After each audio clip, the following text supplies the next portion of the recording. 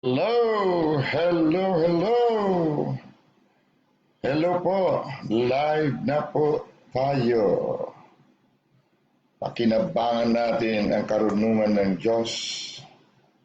Dahil ang karunungan ng Diyos ang naglalang ng langit at lupa. Kaya po natin ito patuloy na tinatalakay, patuloy po natin inaalam. Dahil pag naging kaalaman, kamalayan natin ito, tayo po kasi ang naglalalang ng ating buhay. So marami sa atin naglalang po ng buhay na mali. Dahil mali po ang ating pagkakakilala sa ating sarili at pagkakilala natin sa Diyos ay mali din. So ating pong itinutuwid. Kung gusto po natin mabago ang buhay natin ayon sa design ng Panginoon sa atin, alamin po natin kahit na medyo ngayon lang natin natutukan, o di bali, okay lang po. Sabi ng Panginoon, I will restore your wasted years. Ibabalik ko sa iyo ang nasayang mong mga taon. Kapag naalaman, nakilala natin ang tunay na Diyos at nakilala natin ang tunay nating katauhan. Diretso na po tayo. Meron dito dalawa, Ate CG namin, Ate Sheena. Diyan na, okay. Dito naman sa kabila, may apat na. Andito na rin sina Pastora. Oh, thank you, Jesus. Hallelujah. Puntahan po natin ang ating foundation scriptures. Dito po tayo sa unang Korinto. Ang ating serye, Gifts o Gift. Mga regalo ng Banal na Espiritu, chapter 12 ng unang Korinto.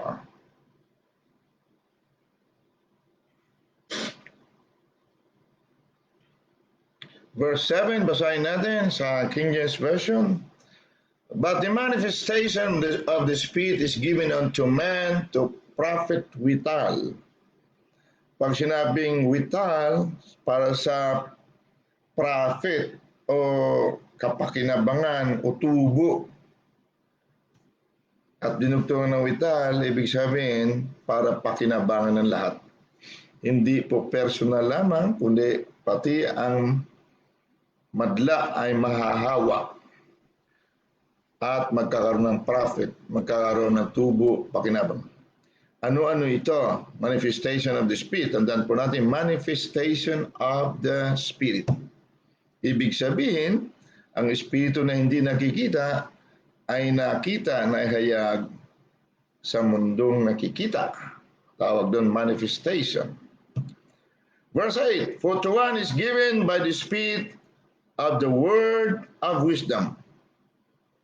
Binigyan daw ng word of wisdom ang ilan? To another, the word of knowledge by the same Spirit. Pareho din daw Espiritu. Ang ilan daw ay may salita ng karunungan, ang iba naman ay may salita ng kaalaman. Tingnan niyo po, may karugtong na word ang wisdom at word ang knowledge. Verse 9, to another faith, wala na po word, faith na. By the same Spirit, to another the gifts of healing, by the same Spirit, to another, verse 10, the working of miracles, to another prophecy, to another discerning of spirits, to another diverse kinds of tongues, to another the interpretation of tongues. So siyam ito, ngunit nagsimula sa dalawa. Word of wisdom at word of knowledge sa verse 8. Bakit ganyan? Bos ang mga pitong sumunod ay wala ng word. Kaya po natin ito tinatalakay dahil itong pitong mga manifestation na pakinabangan din ng lahat ng tao kaya pamamagitan ng manifestation ng Spirit sa kanyang mga anak, ito po ay magmamanifest lamang sa pamamagitan ng word of wisdom at word of knowledge. So alamin natin ang word of wisdom. Naka part 2 na tayo. Sa word of wisdom, gamitin natin yan part 3. O talakayin natin ang part 3. Dahil po ang word or ang manifestation of the Spirit o Holy Spirit, manifestation of the Most High God, mula dito sa verse 9, faith, healing, miracles, prophecy, discerning of spirits, diverse kinds of tongues, and interpretation of tongues, ay dumadaan po muna sa perfecting of the saints. Kaya ang trabaho po ng lagi ay to perfect the saints sa ikasasakdal ng mga banal.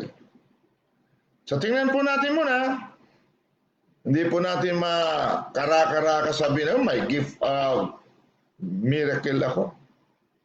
Maari mayroong nag-manifest dahil mayroong pangailangan ng himala, but hindi po palagi. Paano ko ang gift of miracles ay naging pang-araw-araw mong buhay? Iba yan. Correct? Dahil manifestation, ibig sabihin, nakita, nahayag sa mundong ito, araw-araw. Wala pong manifestation actually na isang taon, wala, tapos bigla na lang ganun. No. Pag sinabi manifestation, ang hindi nakikita ay nakita. Ang hindi nahayag ay nahayag. So, hindi po tayo gagaya sa ating dating nakaunawaan na okay lang yan, siya may gifts siya ng ganun na kapatid, ang lahat ng gifts na ito ay nasa tao na may buhay Kristo. Kapag tayo may buhay Kristo na, tayo na ang templo ng banal na Espiritu. Tayo na po ang kanyang tahanan. Kaya pag tinanong anong address ng banal na Espiritu, ako po. Dahil ikaw po ang kanyang bahay. Okay?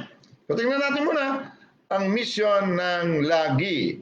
Kaya merong Last Adams Generation Institute na siyang ating banner kung ano ang ating mission. Okay. Doon tayo sa Efeso muna, chapter 4.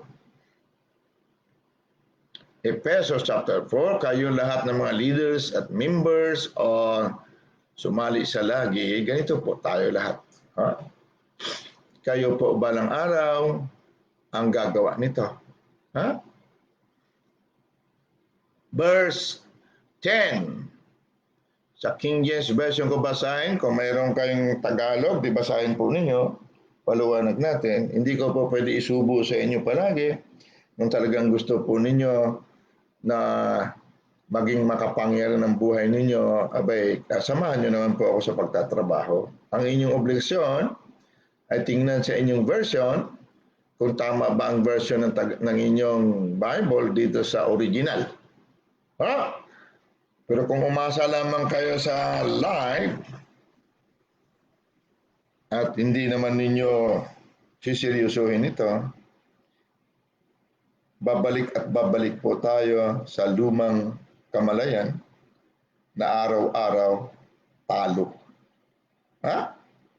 Dito naman sa pag-aaral natin ito, wala namang matalino't mangmang, wala naman dito yung may pinag-aaralan o wala. Importante lang ito yung marinig na ating puso at magiging ating kamalayan. Verse 10, He that descended in the same also that ascended up far of all heavens, that He might fill all things. Si Kristo ito, buhay mo.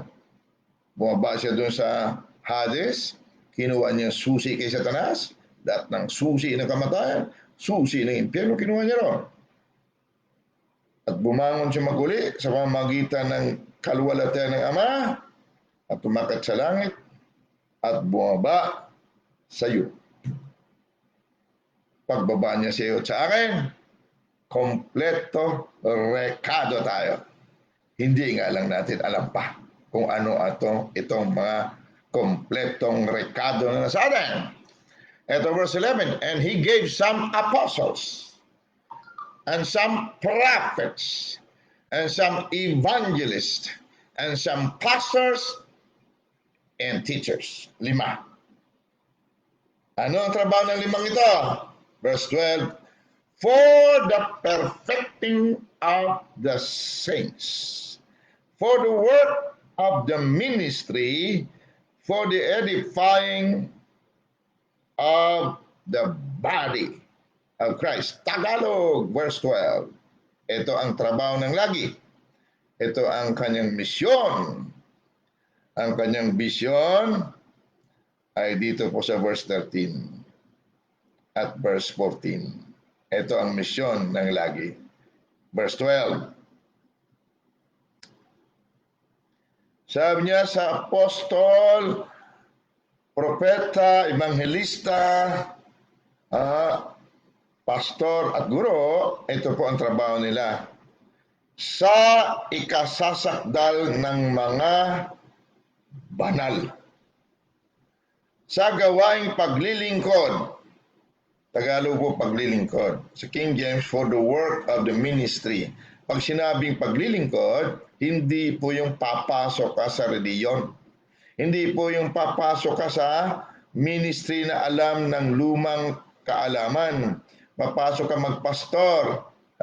Iwan mo trabaho mo. Papasok ka sa Bible school. Mag-aaral ka. Hindi po masama. Iniwan mong trabaho mo executive ng araw dahil hindi mo kayang i-manage ang time at pumasok ka ngayon sa ministry na alam mo, doon nakaloko-loko ang buhay mo. Ngunit dahil sa reliyon na sinasabi, magtitiis at magtitiis at magtitiis ka sa kahirapan dahil nagsisilbi ka sa Panginoon. Napakaganda pakinggan, di po ba? Napaka-humble. Pero mga anak mo dapat makatapos ng doktor, ayon, quack doktor ang labas niya. Bakit? Hindi po yan ang ibig sabihin ng gawaing paglilingkod. Pag sinabing for the work of the ministry, upang ang lahat ng mga banal ay maturuan ng kanilang equipment kung paano gamitin ang lahat ng ingredients sa kanilang buhay Kristo, maituro sa kanila upang si Kristo Jesus na kaisa at kapuspusan ng Diyos ay mahayag sa mundong ito. Father in heaven, hallelujah. Thank you for thy word. Napakatalas na mga salita. Ngunit kailangan namin ito para tapyasin ang maling pagkakilala sa aming sarili at maling pagkakilala sa iyo. Ama, tusukin mo, tapyasin mo, hugutan mo ang ulo ng kamangmangan sa amin. Sa pangalan ng aming katuwiran si Jesus, hinihiling ko sa iyo sa gabing ito. Tigpasin mo ang lahat ng tenga na mali ang pakikinig. Tigpasin mo ang lahat ng hukbo ng kamangmangan, gapos, tanikala ng reliyon, denominasyon sa bawat isa sa amin. Upang mabuksan ng aming mga puso, matuli ang aming mga puso, upang ikaw ay ako nga, na dumating para bigyan kami ng buhay, ay tatamasain naman namin ang kasaganaan nito. At hindi na mananaig anumang sandata ng kalaban at bawat salita laban sa amin ay aming huhusgahan dahil kami nga ang katuwiran mo ay naming buhay, aming Ama. Salamat, Abba, Daddy, Holy Spirit, kapag papaunawa mo sa amin ng iyong mga regalo, gifts sa gabing ito.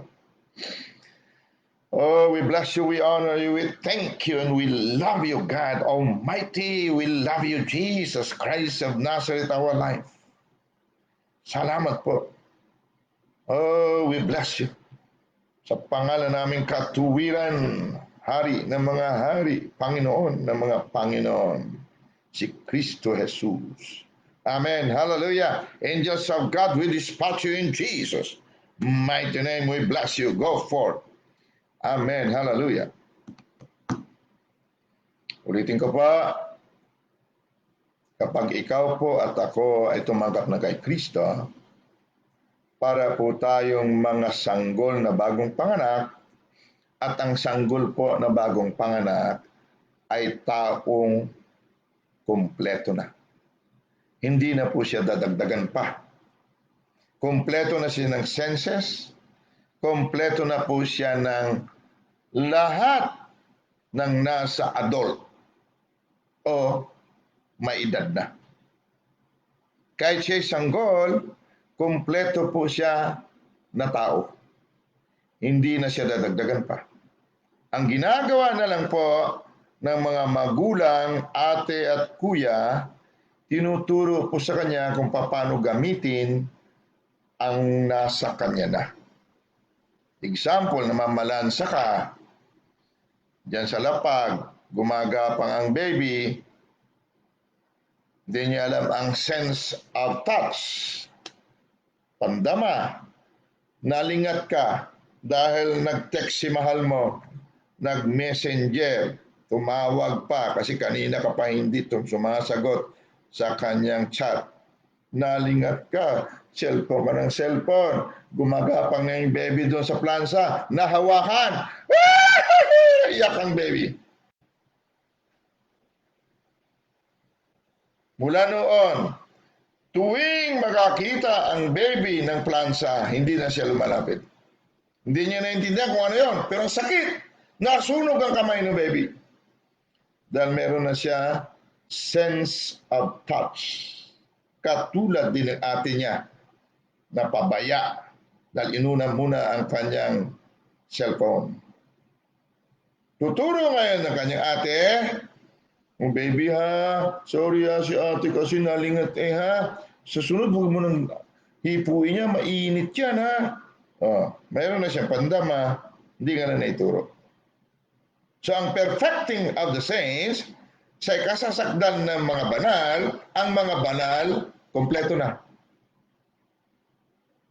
Mayroon na siya lahat ng gifts ng Holy Spirit. Hindi nga lang niya alam paano ito gamitin. Siya itong ginagawa ng lagi sa atin. So, ang isa sa mga sikreto para po tayo maisakdal o makumpleto o maiperfecto, kailangan tanggapin natin na tayo ay banal. Dito marami na kagad bumabagsak. Dahil ang isinasakdal po dito, kung babasahin natin, sa ikasasakdal ng mga banal. Pag sinabi mong likas kang makasalanan, ibig sabihin patay ka pa. Dahil ang kabayaran ng kasalanan ay kamatayan. Hindi ka banal. Pwede natin sabing tulog ka pa. Hindi ka pagising. Ang mga tulog din ang tunay na katauhan ng Espiritu, Diyos. Ang mga banal na ipanganak ng muli, bumangon na kasama ni Kristo. Kaya sila'y banal, ang buhay nila'y banal na. Kapag hindi natin tinanggap ito na tayo binanal na o banal na, hindi po tayo maisasakdal. Hindi po natin matanggap ang mga katuruan kung paano gamitin ang ating mga equipment, mga senses and the spirit, upang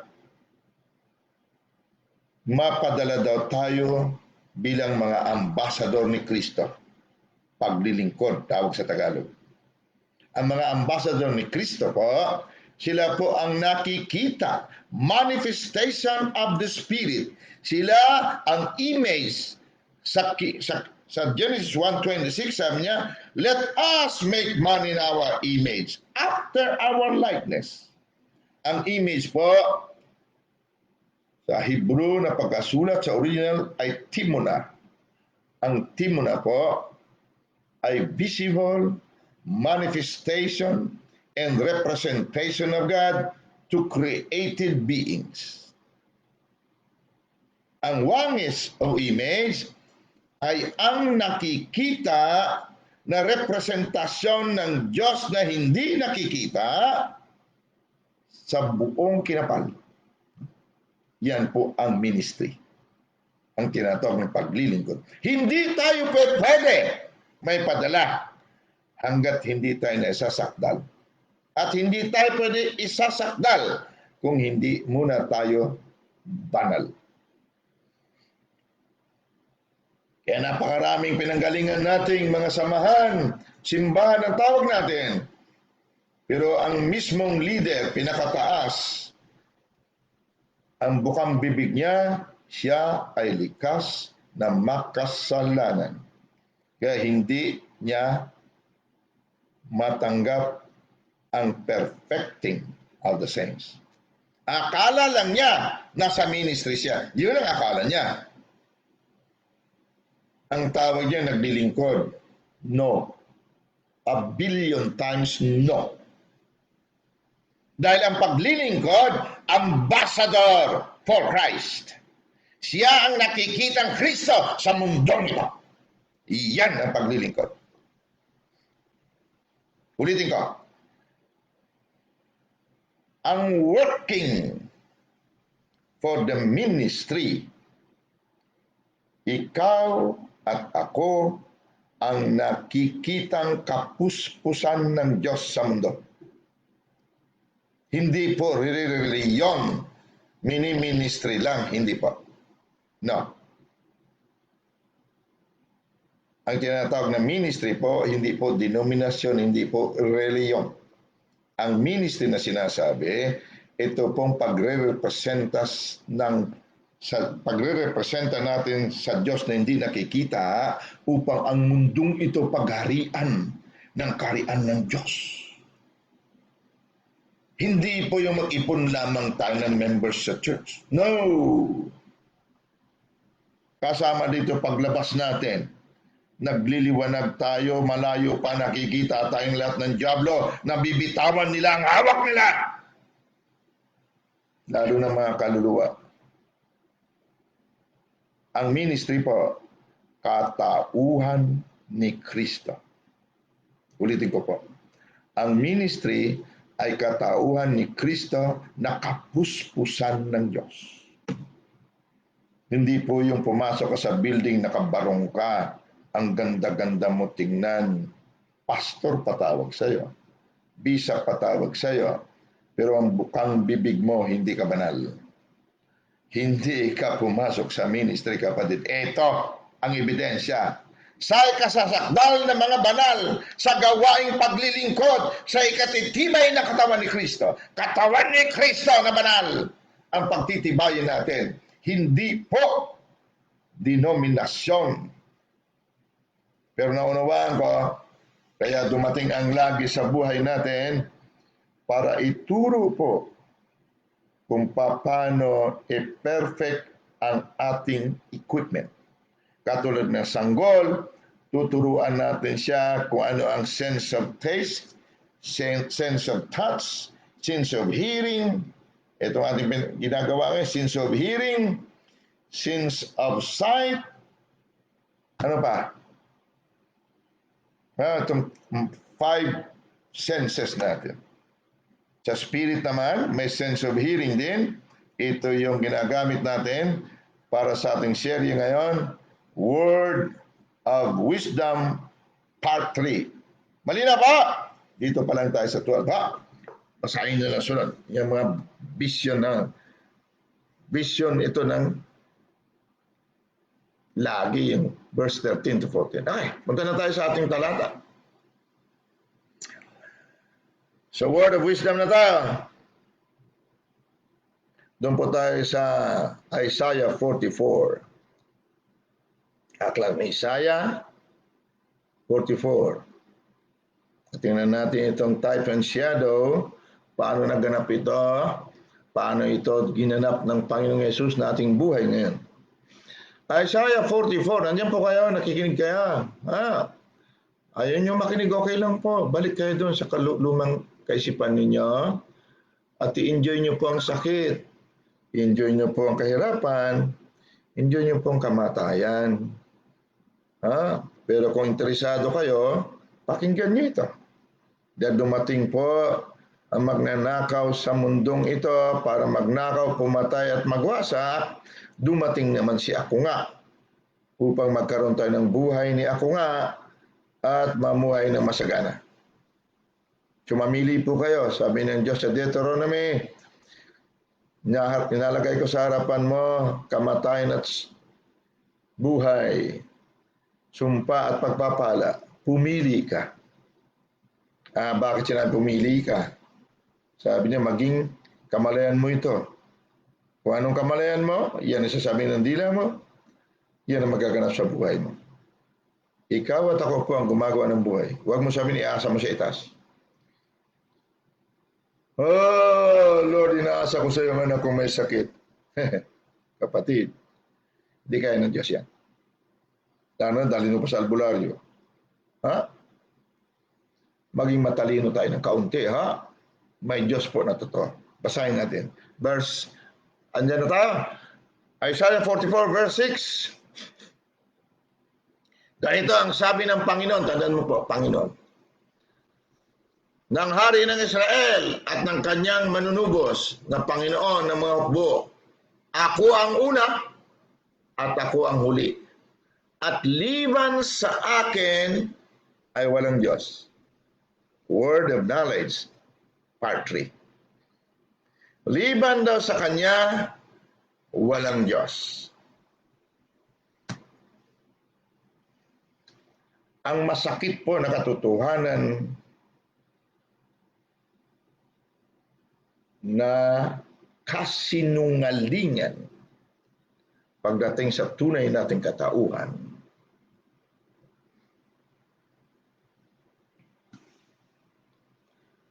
Alam natin na iisa ang Diyos. Maliban daw sa Kanya, wala ng Diyos.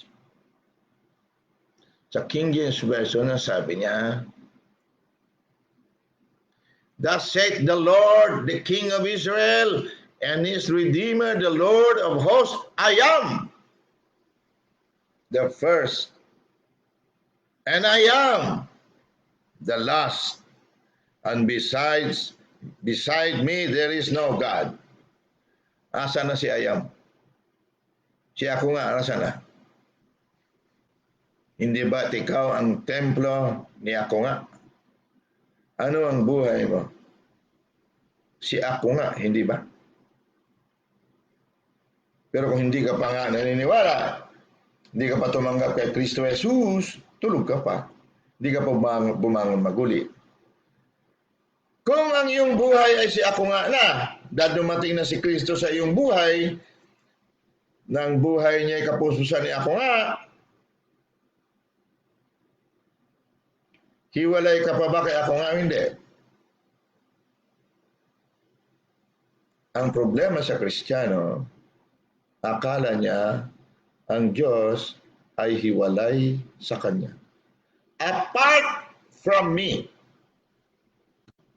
hiwalay sa akin, walang Diyos. Basahin natin ulit. Sa King James, ang pagkasabi dito, Thus saith the Lord, the King of Israel, and his Redeemer, the Lord of hosts, I am the first, and I am the last, and besides me, ang ibig sabihin ng besides me, apart from me, there is no God.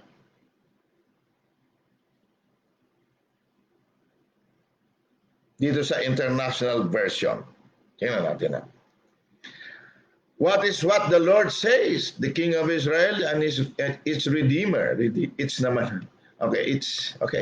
Here, Redeemer dapat. The Lord of the heavenly armies is his name. I am the first and I am the last. And apart from me, there is no God. Pag sinabing apart, hiwalay sa akin, walang Diyos. Kung mayroon man Diyos na kinikilala tayo, na hiwalay sa atin, Diyos-Diyosan ito, kapatid. Gawa ng ating false belief, maling paniniwala. Dahil dito, inaasa natin sa Diyos ang hindi natin dapat iasa. Dahil akala natin, hiwalay ang Diyos sa atin. Apart from me, there is no God. I am, sa iisa lang ang Diyos. Kaya kapag ikaw ay hindi isa sa Diyos, you are apart from God. And when we are apart from God, there is no God. Ulitin ko pa. Dito pala, magdamag na tayo mag-usap dito para maunawaan natin. Kung ikaw ay tinatawag mo ikay tao, Kristiyano, at ang akala natin ay hiwalay ka sa Diyos, wala pong Diyos. Walang Diyos. Pag sinabing inaasa ko sa iyo, pumasa ka lang sa itaas, hindi po yan Diyos. Wala pong Diyos na ganyan. Ang Diyos ay may buto at laman. Sabi sa ating foundation scriptures, 1 Corinto 12:7, manifestation of the Spirit. Manifestation of God.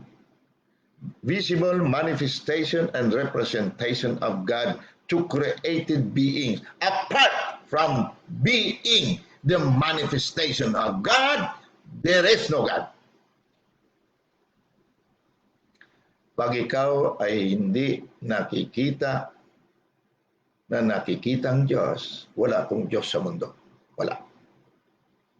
Sa buhay mo, walang Diyos. Baka hindi mo alam. Ulitin ko pa. Hanggat ang tao ay naniniwala na ang Diyos na hindi nakikita ay hiwalay sa Kanya, wala po siyang Diyos. Ang Diyos na sinasamba niya ay gawa-gawa niya. Sakit Dahil ang Diyos never na makagawa ng gusto mong buhay nang hindi niya gagamitin ang iyong paniniwala sa loob at ang iyong dila. Dahil kamatayan at buhay ay nasa kapangyarihan ng dila. So pagkakala natin ang Diyos ay hiwalay sa atin, wala pong Diyos. Kaya ang ginagawa natin noon, nananalangin tayo, Lord, tulungan niyo kami. Maawa na kayo sa amin. Pagalingin niyo po ang aking anak, ang aking tatay, ang aking nanay. Wala pong Diyos. Kahit anong tawag mo ng Diyos, wala pong Diyos doon. Dahil ang kamatayan at buhay nasa kapangyarihan ng iyong dila. Ang buhay po, pinakamataas sa lahat ng mabubuting bagay, kagalingan, karangyaan, ang siyang ibinigay sa iyo upang ideklara ng ating dila.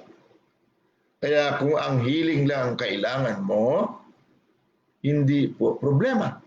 Dahil buhay mismo na sa kapangyarihan ng iyong dila Ang buhay ang naglalang ng langit at lupa Ang buhay ang naglalang ng kagalingan Kaya lang hindi alam ng tao ang word of wisdom. Part 3. Sinagyan natin part 3. Malinaw ba mga kapatid? Apart from me, hiwalay ka sa akin, walang Diyos. Si ako nga, si I am, ay ikaw na. Dahil wala ka na ibang buhay kundi si ako nga. Kung akala mo may mayroon ka pa ibang buhay, hiniwalay mo ang sarili mo sa Diyos, kaya maliban sa akin, sabi niya, walang Diyos. Kaya napakaraming mabubuting tao nangamatay na lang. Magtatanong ka, bakit naman? Pastor namin bait-bait noon. Lord, bakit mo siya kinuha? Hindi po kinuha ng Lord ang iyong pastor. Kamatayan at buhay ay nasa kapangyarihan ng dila. Ano man iniisip niya sa loob niya ay ganyan siya. Iniisip niyang hiwalay ang Diyos sa kanya, there is no God. Walang Diyos. Malinaw ho, hindi ako nagsabi. Yan po, basahin mo. Wala pong Diyos na hiwalay sa tao. Pagdating na po sa mundo, ang tao po ang kanyang kapuspusan. Hindi po siya makapagsalita sa mundong nakikita nang wala po siyang dila. Binigay niya ang kapangyarihan ng kamatayan at buhay sa dila. Wala naman siyang dila. Paano niya may deklara ang buhay?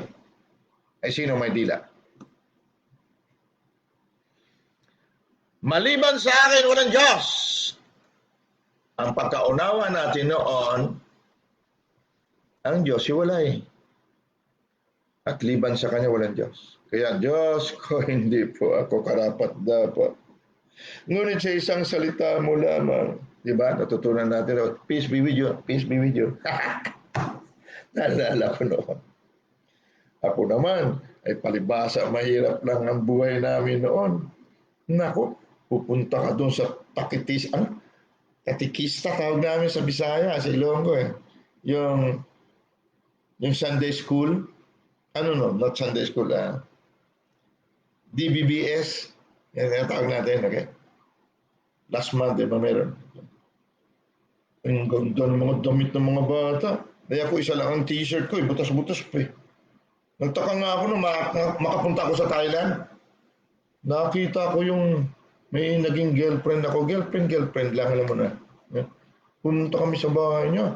Mayroon siyang ang laki na aparador. Pagbukas niya, dami damit. Dami damit mo. Anin mo yan? Taka siya eh. Sabi niya, ganun ito magtanong. Sanay ako. Natutulog ako sa Luneta, isa damit ko eh. Bigla ako nakapag-abroad. Napunta ako doon. Isa trabaho, naka-uniforme lang kami. Coverall, ganun eh. Tapos mangilan-ilan t-shirt yan. Okay lang. Tapos yung dami niyang damit. Taka talaga ako eh. Ba't ganun silang dami silang damit? Hindi ko alam. Maganyan pala talaga ang tao dapat. Kaya hindi ko makatindo sa DBBS na yun, doon sa simbahan. Ang gaganda ng mga damit. Ako eh, nakangamoy ako eh. Nitinda ako ng ice candy, alam mo yun. Siguro iba sa inyo nakalako din. Ano? Init ng araw, ano? Ice buko.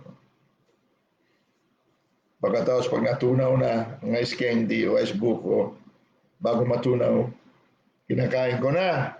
Ay, ilagay ko doon sa balot. Kasi pagka natunaw, suli mo, bilang yun sa naisuli mo, di bibilangin sa tinda mo. Alam naman na may-ari, kaysa naman sa, ay basta ibalik mo lang yung stick. Mga naranasan nyo, huwag yung sabihin na hindi nyo ginawa yan. Now, ang pagkaunawa natin ng Diyos ay hiwalay sa tao. Hanggang sa maging Kristiyano tayo, yun pa rin pagkaunawa natin. Mali. Okay? So may napulot kayo. Deuteronomy tayo. Deuteronomy chapter 6 or chapter 5. Deuteronomy. Alam mo Deuteronomy? Doon sa Old Testament po yon. Magbilang ka, Genesis, Exodus, Leviticus, Numbers, Deuteronomy. Deuteronomy. Panglimang aklat po ng Biblia. Pero marami sa inyo tamad. Bible man lang, nandiyan na sa cellphone, ayaw pa i-download. Tapos iiyak sa Lord. Lord, tulungan niyo po kami. Kaya napakaraming nawawasak ng diablo, namamatay, wala sa oras. Bakit? Inasa na naman sa Diyos. Andito na nga tayo eh. Ni maglista man lang ng verses, kung wala kang hawak ng cellphone, hindi rin magawa. Okay lang yan. Okay lang. Nasa iyo. Nuturo ko siya ang perfecting of the saints. Ha? Nasa iyo. Sabi sa verse 6, Deuteronomy number chapter 5 verse 6. Ako ang Panginoon mong Diyos na naglabas sa iyo sa lupain ng Ehipto sa bahay ng pagkaalipin. Nailabas ka na ba sa Ehipto, kapatid? Nailabas ka na ba sa pagkaalipin ng kamalayan na mali? Nailabas ka na ba sa pagkaalipin na ang Diyos ay hiwalay sa iyo? Nailabas ka na ba sa pagkaalipin na iasa mo sa Diyos samantala kamatayan at buhay na sa kapangyarihan ng dila mo? Nailabas ka na ba sa Ehipto, kapatid? O hindi pa? Bakit hindi ka man lang naglilista ng verses? Mga alipin lang po ang hindi nag-aaral ng mabuting balita. Dahil ang mabuting balita po, kapangyarihan ng Diyos. Napakarami nakatayo sa pulpito, kapatid. Hindi niya alam ang mabuting balita. Kabisado niya ang buong Bible, pero pagkaunawa niya, hiwalay siya sa Diyos na naglalang ng langit at lupa. Ikaw naman, sasabihan niya, kapatid, kaya ka nagkasakit, kaya ka naghihirap, hindi ka nagbibigay sa Panginoon. Mula sa kaloob-looban ng impyerno na mensahe. Hindi sinabi ng Panginoon, for God so loved the world that He gave His only begotten Son, that whosoever will give tithes and offerings shall have eternal life. Pero ito nakatayo sa pulpito na gusto kong i-rebuke. Lulukuhin ka niya kaya hindi ka raw pinagpala dahil hindi ka nagbibigay sa church. Nagbibigay po tayo! Higit pa sa inaasahan nila sa common church. Dahil gagamitin natin ito sa pagpapatibay ng katawan ni Kristo, pagiging ambassador for Christ. Ngunit hindi tayo nagbibigay para pagpalain. Hindi tayo nagbibigay para tayo pagalingin. Ginawa na ni Jesus ang lahat ng kagalingan sa krus. Sa pamamagitan ng mga latay niya. Hindi sa pamamagitan ng iyong tithes and offering. Hinagaling ka. Kaya huwag kang maniniwala sa kasinungalingan ng dyablo na ginagamit ang dila ng tao. Kaya kamatayan na sa kanilang dila. Ang sabi ng Panginoon, magbigay ka at ikaw bibigyan, siksik, liglig at umaapaw. Ano ibibigay sa'yo? Word of knowledge, word of wisdom, dahil ang pagiging lahi ng Diyos ay hindi ginto at pila. Anong word of wisdom? Katulad ni Ate Ann kanina. Sabi niya, walang laman ang kanyang wallet, kundi mga resibo. Inutusan niya ang pera. Pagdating niya doon, sa pagtitipon, may nagbigay sa kanya pang shopping. Kaya lang, karamihan sa atin, on and off, on and off. Nangyari yon, namanga tayo, umubra nga. Ibig sabihin, hindi mo kamalayan, hindi mo katauhan. Kaya sunod ng mga panahon, wala na, hindi na umubra. Kasi akala mo, hiwalay sa iyo yun. Ikaw yun, kapatid. Katauhan mo yun. Huwag mo siya umubra nga, ang turo sa akin. Galing nga, galing. Sumama sa amin, namasyal kami doon sa, saan ba kami? Naggala kami. Nagora kami. Hanggang kami doon sa SM, ano ba yun? Diyan sa Roas Boulevard, ano ba yun? Mall of Asia. Ate Ann, sama ka sa amin. May ano kami, may presentation kayo. Okay. Kung may presentation kayo, okay lang, okay. Ba, ilang bukasan, ano, kasama? Sabi niya, hindi matutuloy yan. Walang presentation niya, wala ako eh. Yun nga nangyari. Ang dami na nating down payment. Ayaw pa natin magiging kamalayan nyo, no, katauhan. Akala natin nagkataon lang. Ayan, hiwalay na naman ang Diyos sa'yo. Hindi pwede nagkataon lang yun. Katulad ng kay Kuya Harvey. Ha? Yung kataon lang ba? Hindi, buhay niya yun eh. Kaya lang kung akala niya, yun ay hindi siya,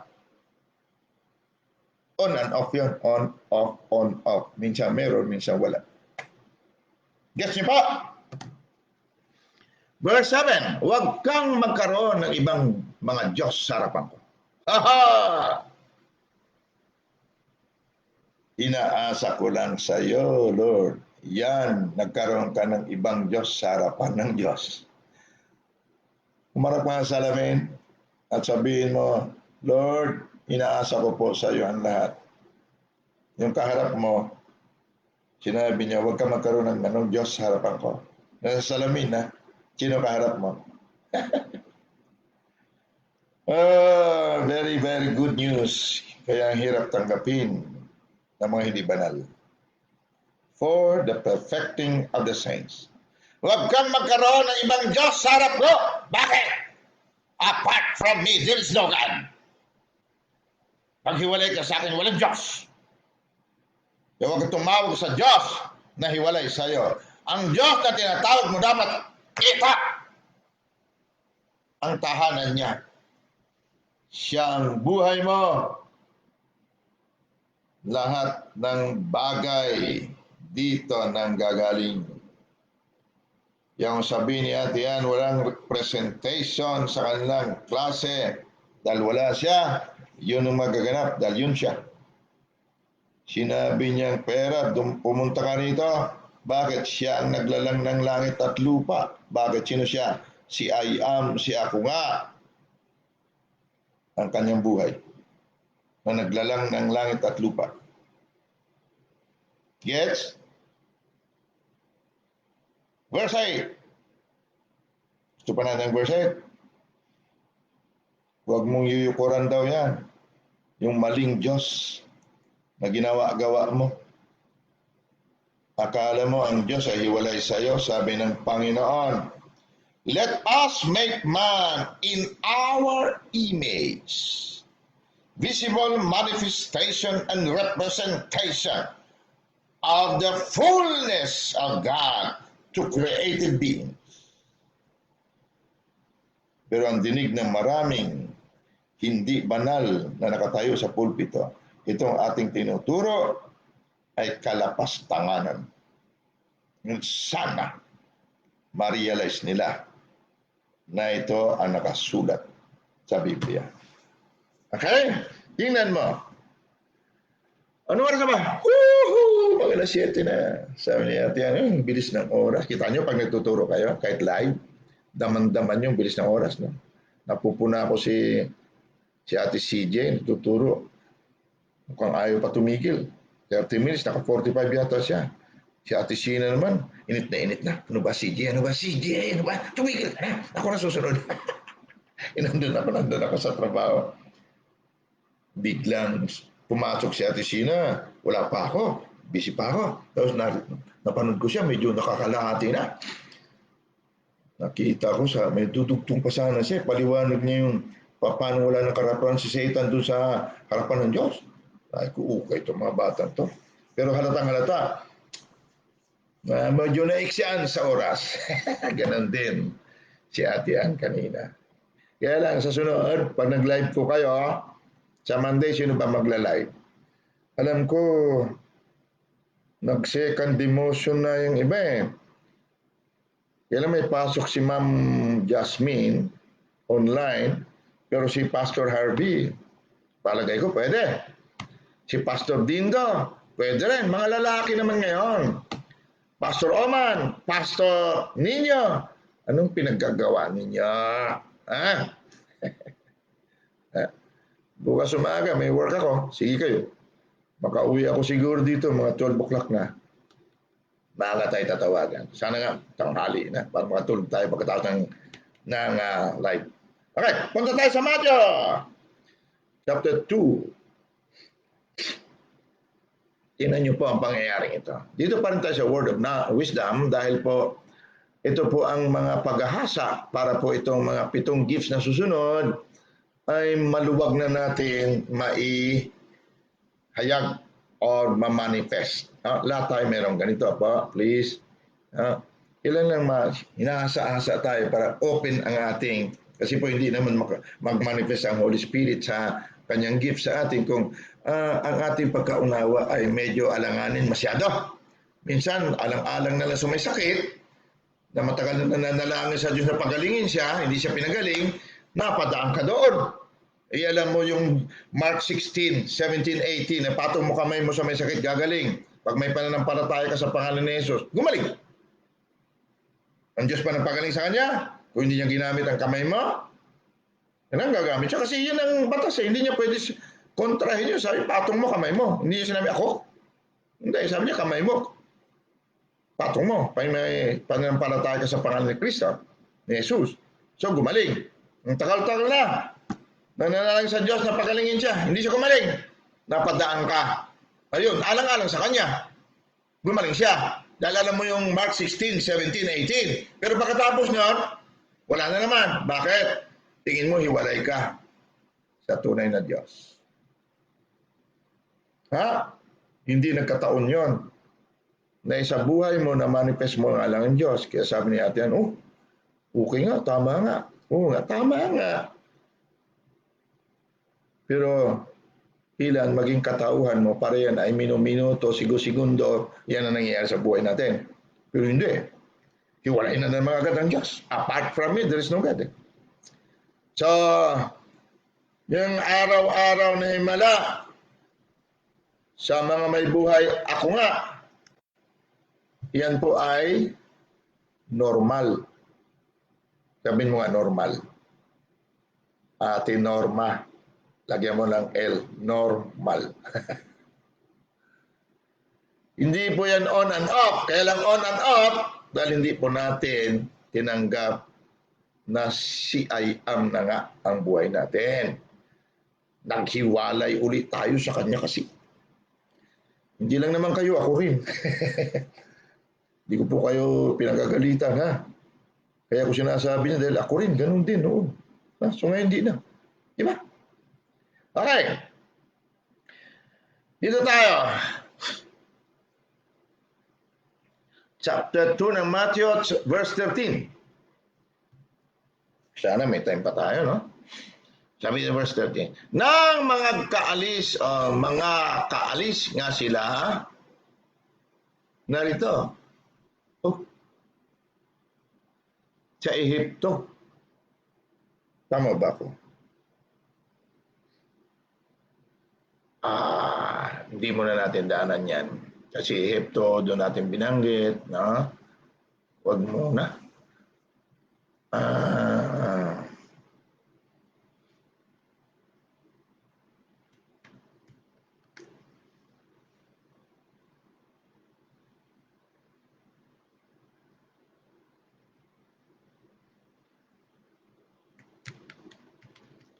Hanapin ko muna yung chapter 21 tayo. Chapter 21 ng Matthew. 21 by, hindi chapter 2. 21. Mateo 21. Tingnan niyo itong pangyayari na ito. Verse 12. 21, verse 12 ng Mateo. Nandiyan pa kayo?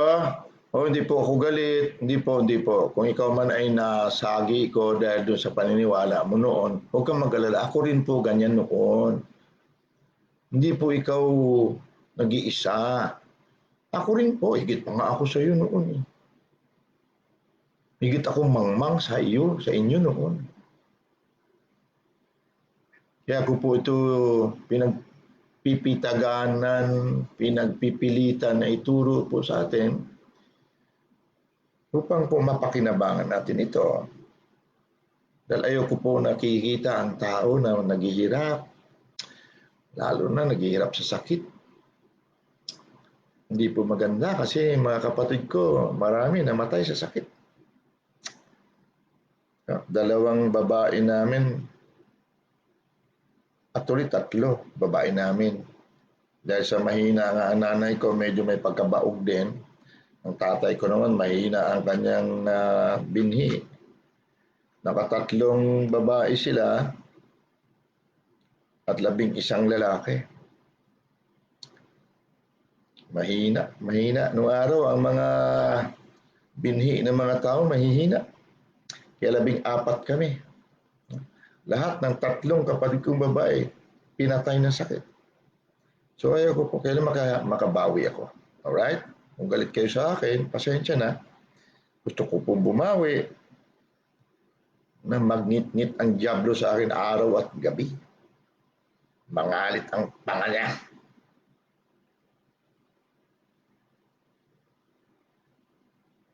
Para makapaghiganti ako. Verse 1, chapter 21, Mateo. And Jesus, Tagalogin natin. May Tagalog naman kayo, ano? Gawin nyo naman trabaho nyo. And Jesus went into the temple of God and cast out all them that sold and bought in the temple. At pumasok si Jesus sa templo ng Diyos. At tinarboy niya ang lahat ng mga nangagbibili at nangagmimili sa templo. At ginulo niya ang mga dulang ng mga mamamalit ng salapi. At ang mga upuan ng mga nagbibili ng mga kalapati. Ninyo kalapati. Alam mo kung bakit nagalit si Jesus? Sinabi sa verse 13. At sinabi niya sa kanila, nasusulat, aking bahay ay tatawaging bahay panalanginan, datapwat ginawa ninyong yungib na mga tulisan.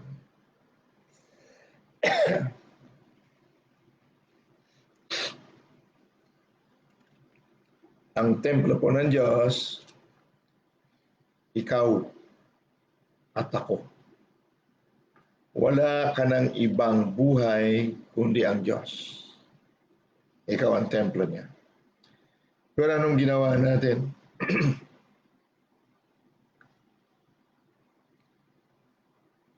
Gumawa tayo ng sarili nating Diyos. At ang kapangyarihan na ito na nasa atin, ibinigay natin sa bagay sa labas natin. Ang templo na puno, puspos ng kapangyarihan ng Diyos ay ninakawan natin at binigay natin ang kapangyarihan sa mga bagay sa labas natin. Samantala, ang mga bagay sa labas natin dapat ay nilalalang natin. Ang kapangyarihan ng buhay ay binigay natin sa kamatayan. Yang bukang bibig natin, mahirap ang buhay. Lahat na lang, pati paghatak sa scam, gagawin natin. Ang kapangyarihan ng templo na ikaw ay binigay natin sa labas natin. Ginawa natin siya.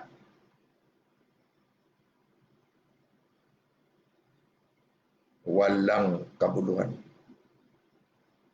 At sinabi niya sa kanila, nasusulat ang aking bahay at tatawaging bahay panalanginan, datapot ginawa ninyong yungib ng tulisan. Ikaw at ako ang tulisan, kapatid. Ang kamalayan na tulisan, patuloy na ginawa nating yungib ang templo ng Diyos na ikaw at ako.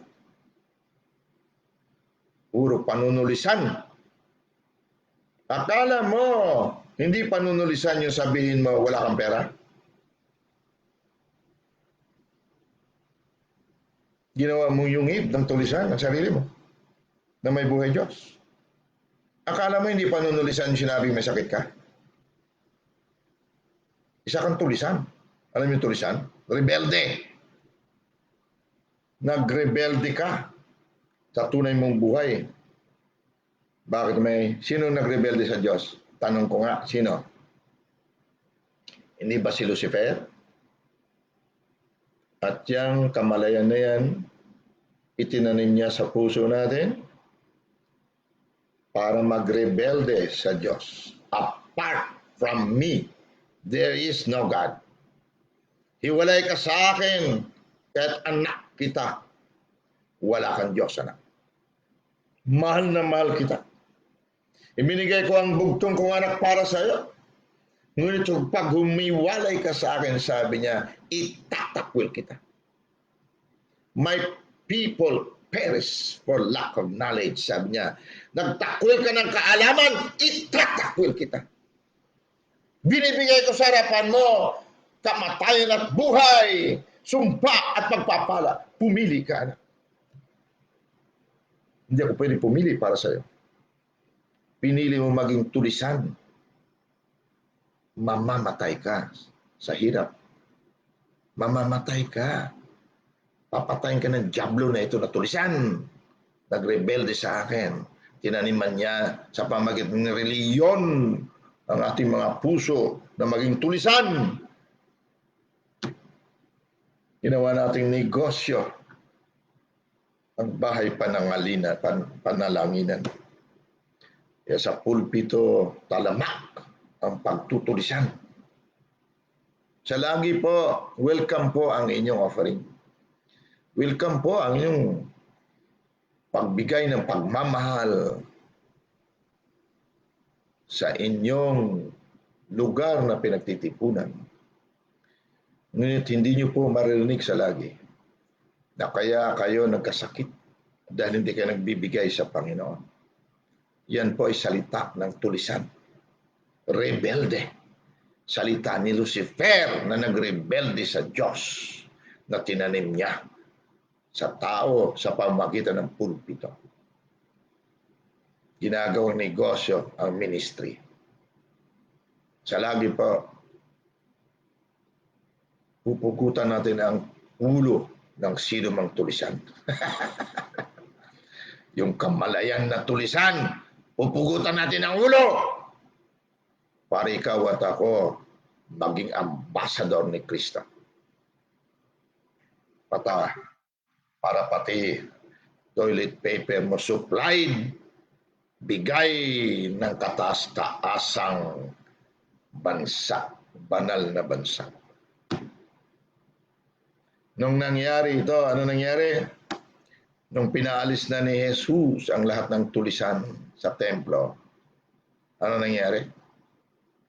Verse 14, at nagsilapit sa kanya sa templo ang mga bulag, ang mga pilay, at sila'y naging kanyang pinagaling. Sa oras na pinalayas natin ang tulisan na kamalayan sa ating templo ng Diyos, ang lahat ng bulag, pilay, na buhay ay biglang gagaling. Bulag ka noon, kapatid. Ang bulag nakakakita rin. Ang nakikita nga lang niya ay kadiliman. Ngunit dahil inalis mo ang tulisan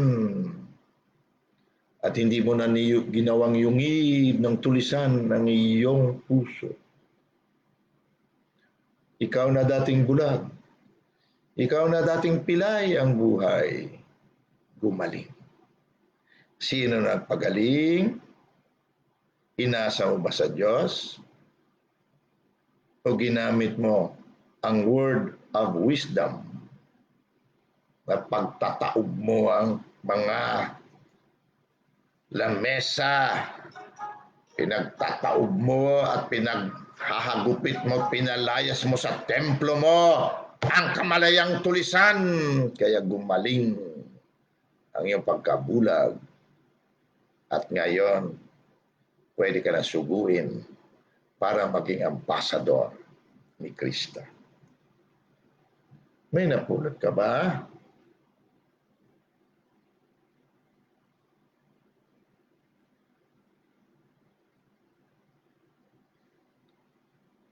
Dali lang ha. Meron na namang mensahe itong si Kuya Jury.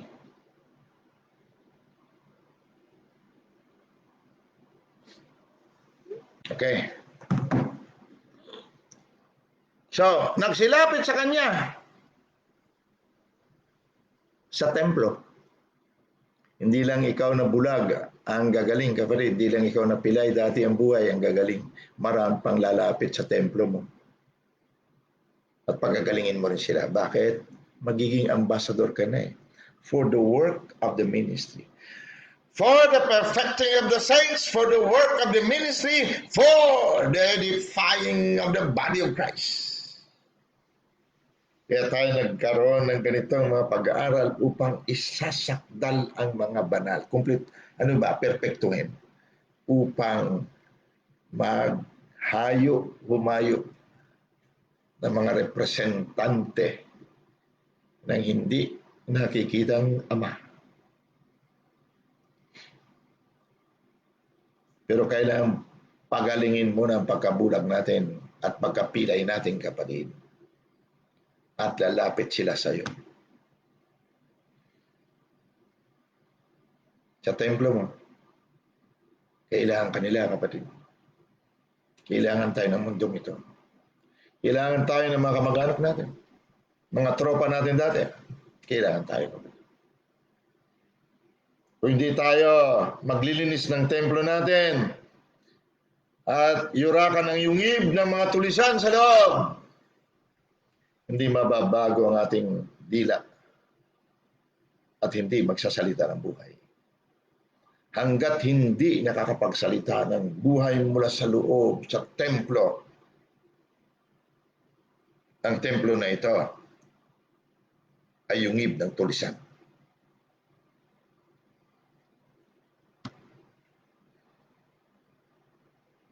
Ganon po kaseryoso ang buhay ayam.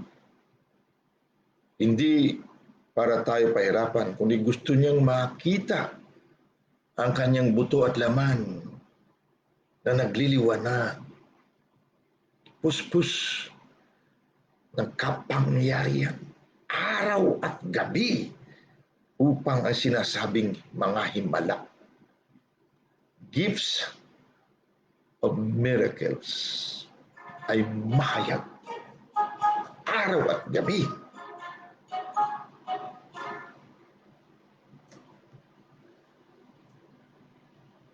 Alam mo ba na nangyari sa inyo ay manifestation na ng gifts of miracle? Ngunit ang akala natin noon, hiwalay tayo sa buhay ayam. Kaya bilib ka, nangyari nga, tama yung tinuro ni pastor. Bilib talaga ako sa turo sa lagi. Pero bukas, hindi na mangyari. Bakit? Ang akala natin, hindi pa rin tayo yun. Lahat ng bagay, kapatid, na mabubuti, tayo yan. Dito nang gagaling sa templo yan. Doon ang pinakakawalan mo buhay. Hindi lamang ginto at pila. Buhay, kapatid, na naglalang ng ginto at pila. Kaya pag inutusan mo ang pera, huwag mo isipin na sinabi lang, turo lang, mautusan ng pera. No, ikaw yan, kapatid. Alisin lang natin ang yungib ng tulisan sa atin. Hindi lamang bubuksan ang ating mga mata at makita natin, wow! Ako pala ang nakikitang manifestation and representation of the invisible God to created beings. Si ako nga pala ang buhay ko. Ang pera, kapatid, si ako nga yan. Na nagkatawang pera, ikaw yan. Baka kala mo hindi.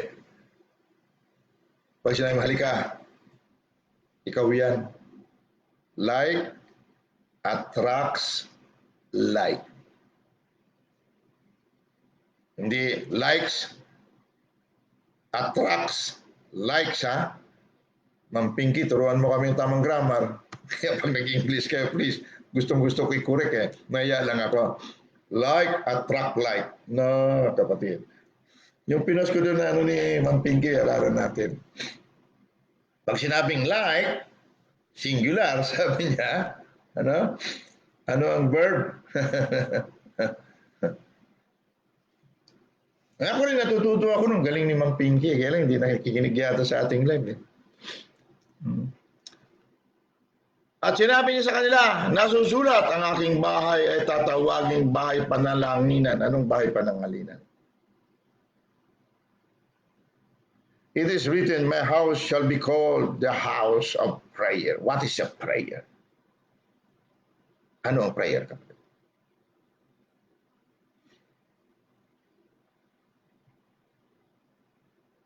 Unang-unang prayer, pagsasabi sa sarili mo na ikaw at si I am iisa. Walang prayer po na totoo na hindi nakipag-usap kay I am.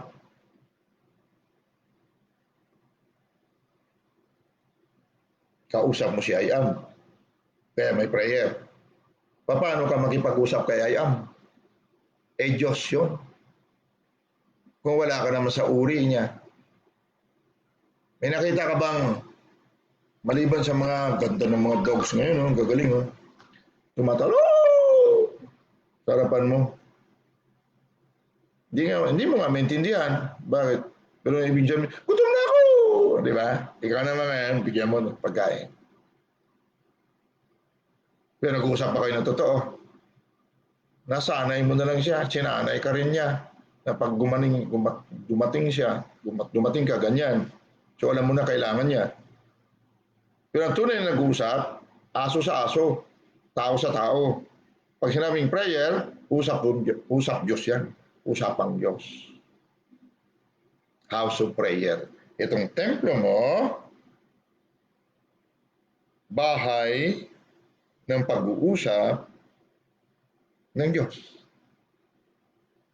Eh lagi ko sinasabi, nagkaroon kami ng board meeting. Si Ama, si Banal na Espiritu, si Yeso Cristo, at ako. Nag-uusap. Yan po ang prayer. Ibig sabihin,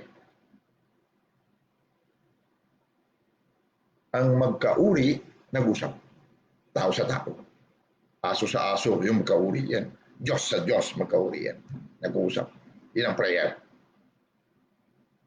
Sunod, isa sa mga prayer na sinasabi, gumaganap, naglalalang, nagpapakawala ng buhay. Pero ginawa daw natin yungib ng tulisan. Sino gumawa? Tayo. So, nagising tayo ng kaunti. Di ba? Ay, hindi naman pinag-aralan nito. Oh? Ang kamatayan at buhay nasa kapangyarihan ng dila. Pagkatapos na malinis ni Kristo ang templo, nagpagaling siya. Si I am. Sino nagpagaling?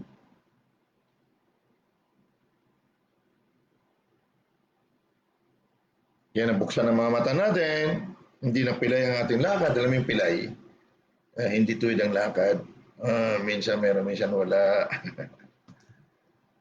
Tapos lalapit sa atin sila. Ngunit tingnan mo ginawa ng mga tulisan. Tingnan mo mga ginawa ng tulisan. Patuloy na tulisan. Verse 15. Datapwat nang makita ng mga pangulong saserdote at ng mga eskriba ang mga katakatakang bagay na kanyang ginawa at ang mga batang nagsisigawan sa templo at nagsabi, Hosana sa anak ni David,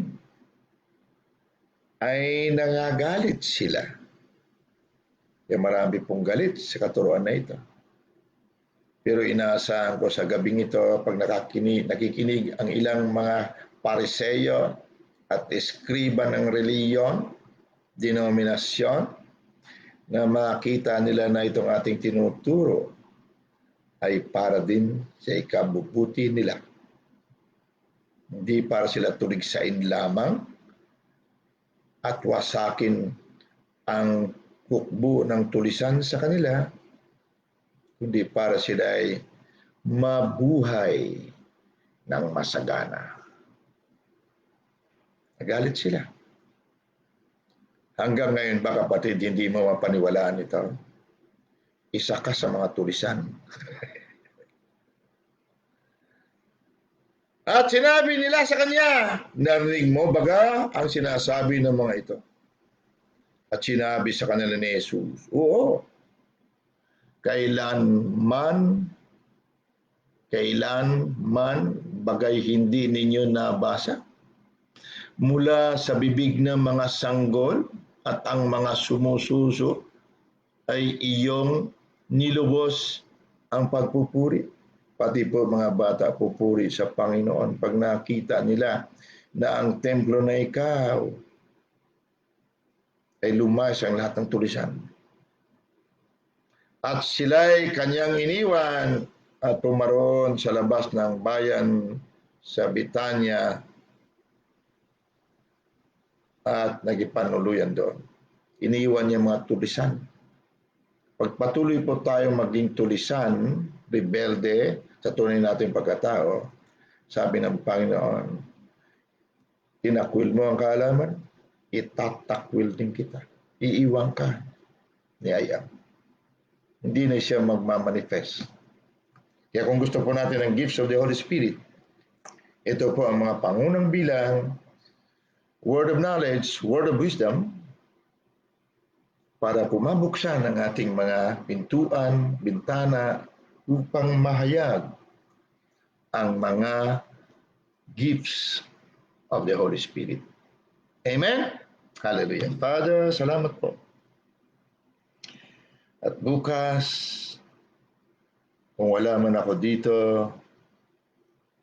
ukulkilin mo po ang mga binanggit ng mga anak mo na pangatawanan na sila'y templo mo at kailangan nila ihayag ang pagkalupig ng mga tulisan na kamalayan upang mawala ang pagkabulag at pagkapilay ng mga taong makikinig sa kanila. May obligasyon po kami na ihayag ka at makita ang templo na ito sa mundong ito upang lumapit ang mga bulag at pilay upang pagalingin mo ay naming buhay sa pamamagitan ng aming bibig at mga kamay. Kaya ukilkilin niyo po sila ngayong gabi. Ama, huwag niyo sila patulugin hanggat hindi sila nagsabi na bukas si ako nga ay mahayag sa templo na ito.